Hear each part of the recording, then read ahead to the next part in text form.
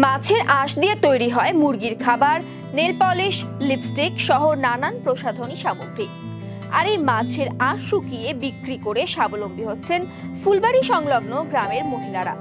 এই মাছের আঁশ কলকাতা হয়ে পাড়ি দিচ্ছে বিদেশের বিভিন্ন জায়গায়। ফুলবাড়ি সংলগ্ন জটিয়াকালী এলাকায় বেশ কিছু বাড়িতে দীর্ঘ কয়েক বছর ধরে মাছের আঁশ শুকিয়ে তা বিক্রি করে আসছেন মহিলারা। জানা গিয়েছে, প্রতিদিন শিলিগুড়ির বিভিন্ন মাছের মার্কেট থেকে মাছের আঁশ নিয়ে এসে জলে ভালো করে পরিষ্কার করেন মহিলারা। বাড়ির আশেপাশে খোলামেলা জায়গায় প্লাস্টিকের তাঁবু বিছিয়ে শুকনো হয় মাছের আঁশগুলি। প্রতিদিন প্রায় 20 কেজির মতো মাছের আঁশ শুকিয়ে বস্তাবন্দি করে রাখা হয়।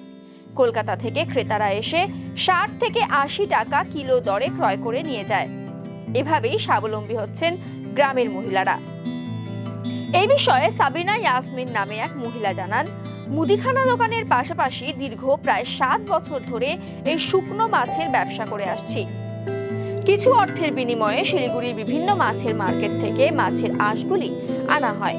সেগুলো ভালো করে ধুয়ে রোদে শুকিয়ে সেটি কলকাতায় বিক্রি করা হচ্ছে। 60 থেকে 80 টাকা কিলো দরে বিক্রি করা হচ্ছে। আঁশ বিক্রি করে যে টাকা পাওয়া যায় সেটি সংসারে লাগে।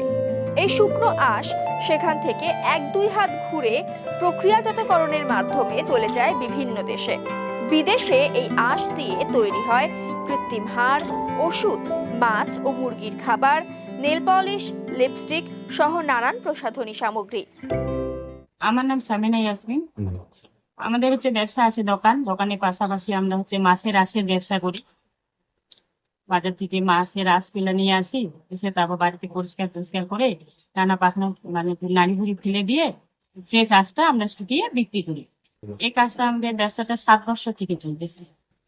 আমরা শিলিগুড়ি বিভিন্ন মার্কেট থেকে নিয়ে এসে পরিষ্কার করে শুকাই, ফ্রেশ আঁশটা নিই আমরা। বাকি যে তেল, তারপর চর্বি আছে, এগুলো সব ফেলে দিই। এগুলো আমাদের কলকাতা থেকে একজন এসে মহাজন এসে নিয়ে যায়, বাইরে যায়। আমরা বিক্রি করি 60 টাকা 70 টাকা। কিনে আনতে হয় না, আমরা নিয়ে আসি, তারপর মাসে টাকা ওদেরও তো জিনিসটা ওদের নিয়ে এসে আমরা ব্যবসা করে খাই, ওদেরও তো কিছু দিলে হবে। প্রতিদিন দিনে আমরা মাসে দিই ওদের টাকা, শুকিয়ে আমরা 20 কিলো। এগুলো দিয়ে আমরা জানতে পেরেছি যে মুরগির খাবার হয়, তারপরে মেয়েদের ক্রিমের প্রোডাক্ট ওগুলাতে হয়।